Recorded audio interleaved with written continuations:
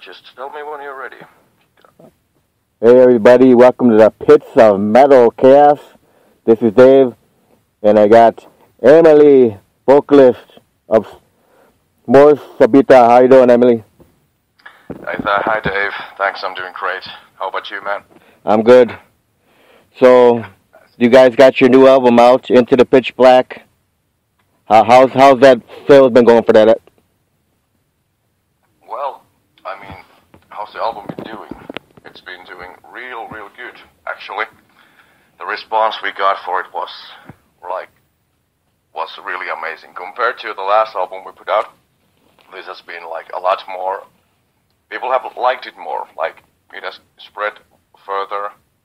People have there's been I haven't heard just a couple negative comments from cynical people mostly, but yeah, it's been a really great response, and the album has been doing really great so far.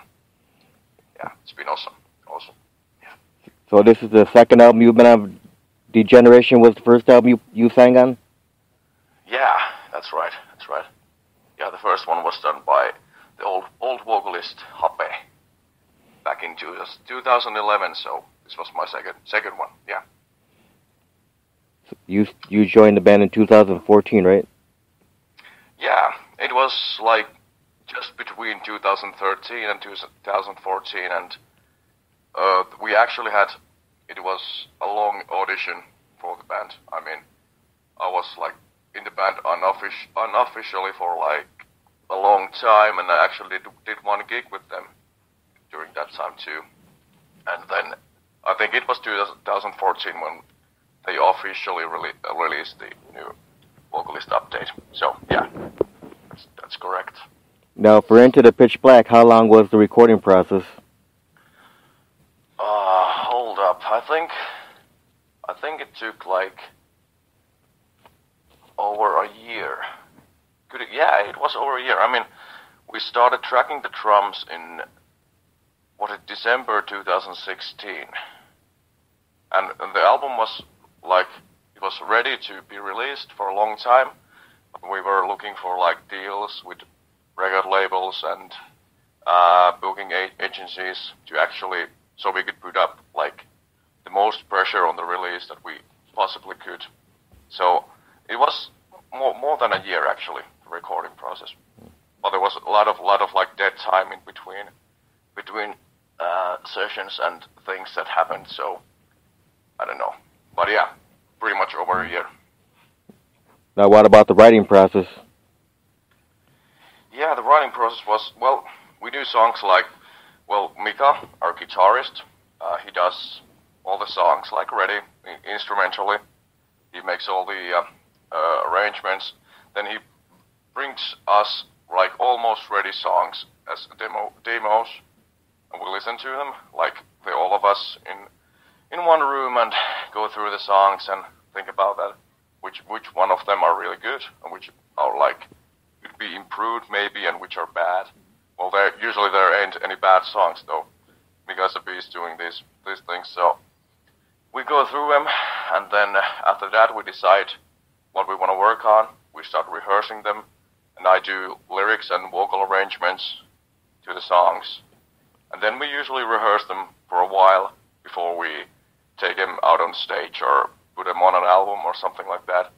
So it's pretty we do a lot of work alone in our own homes, but then in the end we get together and actually make the package as tight as we can, the songs as good as we can in a group, and that's basically how we make songs. Yeah. Now who writes all the lyrics? Well, I do most of the lyrics, but I think there's 2 songs on the new album that Mika did. Yeah, and then usually it's my job to do those, but if there are songs that I do the lyrics and then Mika makes a better arrangement or something, or then he does it first before me and it's really good, then we usually go with that. And I don't know, we don't take too much pressure that the vocalist should write all the lyrics or something like that. But I do most of the songs anyways. Now, Eemeli's, one of the songs that I like off the new album is I God. That's I God kind of like grabs you and pummelize the shit out of you. Yeah. Yeah, I agree, man. It's a pretty brutal song. Yeah. Yeah, it's real fast. Yeah, I mean that song is one of the like. You can actually see it during our live shows that I God is the one that actually drives people nuts. They go in like. That's when they get into the mood. Yeah, big mosh pit. Yeah. Yeah. What were you saying? So that's when you're big crowd pleasers. Yeah, it's one of them. Yeah, definitely, because it has such energy, and well, of course the chorus and the I God screams that it has during the song. They're easy to sing along, easy to go with, and people they get in the mood with that song. It's been proven now during our Finnish tour, and it has been great, real great. Now that song, did you write the lyrics for that one? Yeah, I did. So what is the song about? It's more of a like, well, it's supposed to be like when you're listening to the song and the lyrics, you notice that there's the I God. It's not referring to me, of course not, but it's referring to like all of the people. When I wrote the song, I thought like when we're doing a gig and there's the band and there's the crowd, that they're all like one big family and one big group, and there's like the room that we're in, all of the people and us. It's like a safe space where we can actually get rid of all the shit that's outside of the venue and stuff like that, and actually concentrate on the awesomeness that the music brings you, the feelings that you get when you're listening to the song. And it's more of like an ideology, like if it's like basically like one for one, all for one thing. So everybody should think that don't let anyone push you down, because this is the way to go, and this is how we roll, and we're all like in this together. So like I God refers to the feeling that you should get when you're on out during watching our shows and listening to the song, stuff like that. Right. So that's it. Well, let's take a quick break and play that song right now. Yeah, sure, let's do that.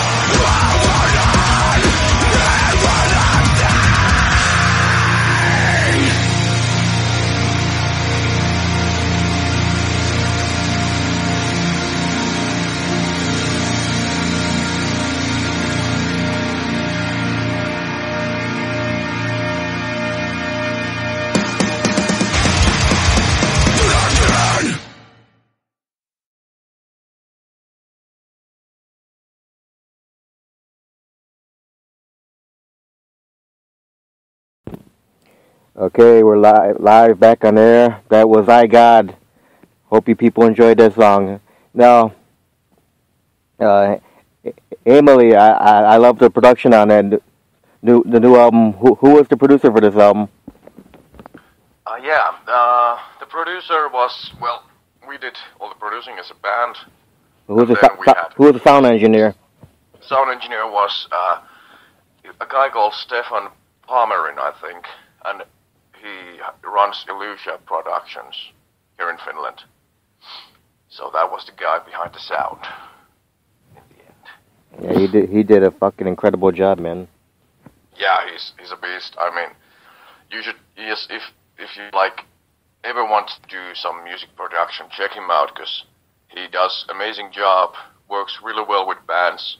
Like I think we found, like, almost immediately found the right page with him, and everything went, like, super smoothly, and he did all the things we asked, and he did them fast, and he never showed, like, any intention of, like, giving up. He always just went for it, and, like, just the way you should do it. Like, he's really on the doing the right work for him, I'd say.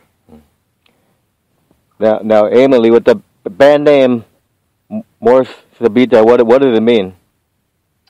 It's Latin, and it means sudden death, sudden death, and it was actually a funny thing. The guys came up with the name, like, back in the years. I was not in the band yet, and they told me that it's like, when they came up with the name, they just took a word book of, I think, like, Latin stuff, and then just pointed it somewhere, and it was like, hey, okay, this is more Subita, kind of, you know. So they just came up with something, and it has been working out pretty well, so, yeah. But it's sudden death. Yeah. That's cool.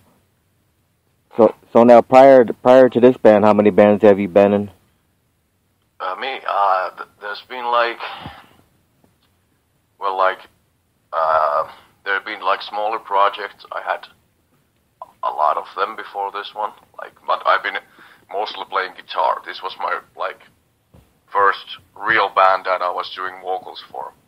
And there was, like, smaller bands who didn't really actually do anything too significant. I don't know if we have any songs even online with them.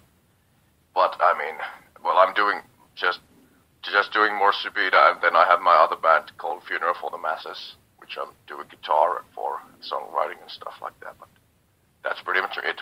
I don't have, like, any bigger band history that counts. So with Mors Subita, are you going to be doing any guitar playing? No, I don't think so. I mean, the songs, well, the riffs that Mika make, they're, first of all, they're, at many points, they're really technical and, like, really fast and hard to play. So, I could play them, but playing them and singing them at the same time would be, like, the songs, that would be insane. Like, no way. I like to do my vocals, like, I give everything I got, and, like, after our live shows, I'm done. I need to, well, chill for a second and really relax after the shows, because it takes so much out of me. Yeah, you gotta re-energize yourself. Then you gotta take time to go meet up with the fans and all that. Find out. Yeah, of course. Yeah. I like when we're meeting up with the fans. That's relaxing for me, because I really enjoy the situation. I like to talk to people and stuff like that. So that's great. I mean, I can relax while I'm doing that too. Just sometimes I just get like when I'm talking to someone, I realize that holy shit, I'm zoning out right now. And that's the point when I have to go back to the backstage and chill for a second and maybe rest, change my clothes and stuff like that. But yeah. Anyways. So what age did you start playing guitar? Guitar, I think I started when I was 12, I think. 12. Yeah, that's it. Yeah, it was like way back in time. Yeah, but I've been playing it like well, I'm not too old anyways, but I've been playing for like almost 12 years now. So yeah 12 I was when I started. Yeah. So what made you what made you decide to pick up a guitar? Well, that's a hard one, because there was a lot of like influences. Like back in the days, I was really getting into metal music, and I was listening to bands like Children of Bodom and Kalma and Norther, like Finnish melodic death metal bands. I really went, and Metallica was a big one for me, and there was like even black metal bands like Immortal and like Mordok and stuff like that, like all kinds of bands. Then I was like, holy shit, I need to get a guitar. I need to like start doing this stuff myself too, because basically all I did when I was younger, I played World of Warcraft and I listened to metal all the time. That's all I did. So it seemed kinda like the right choice to actually do something and pick up a guitar and start playing. And yeah, that was maybe the best decision I've ever made. Yeah, that's it. So did you take lessons, or were you self-taught? Lessons? Well, I mean, guitar lessons, you mean? Well, yeah. I had like a few lessons, but I've always had problems with, like, I learned stuff really fast on my own, so I like to go with my own pace, and really like take my time or do something fast if it's really fast to do. And like, I don't know, when there was a teacher who told me to do this and keep on doing this, I was like I felt like it was like slowing me down in a way.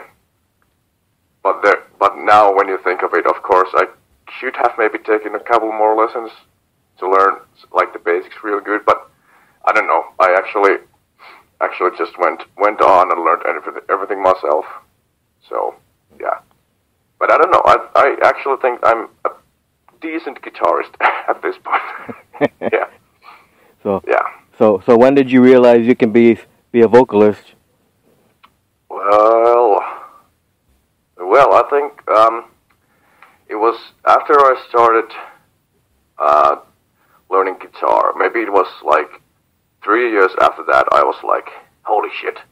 I think I want to learn vocals too. I was really young. I was like 15, and I think my voice, it wasn't fully developed yet at that point, I think. So I just started doing it, and then I actually had a little break after that, and then maybe a year later I started it again, and then it just felt a lot more like, right and easier to do, and I started going through YouTube and started watching these guys teaching you how to do growls and screams, and I was like, holy shit, this is cool. I just went through the videos and learned, and I had a small apartment back then. I just stayed inside for days and learned vocal techniques, and then a couple of years later, I was like 18 or 19 when I applied for more Subita. Well, I thought like, hey, holy shit, this is my chance. I'm gonna go for it and try it out. And that's like during that time, like a few years before more Subita, I realized that I actually can do something with my voice and actually can sound like a real vocalist. So yeah, it just took a lot of time, a lot of practice, and a lot of energy and concentration. But in the end, I think it turned out pretty good.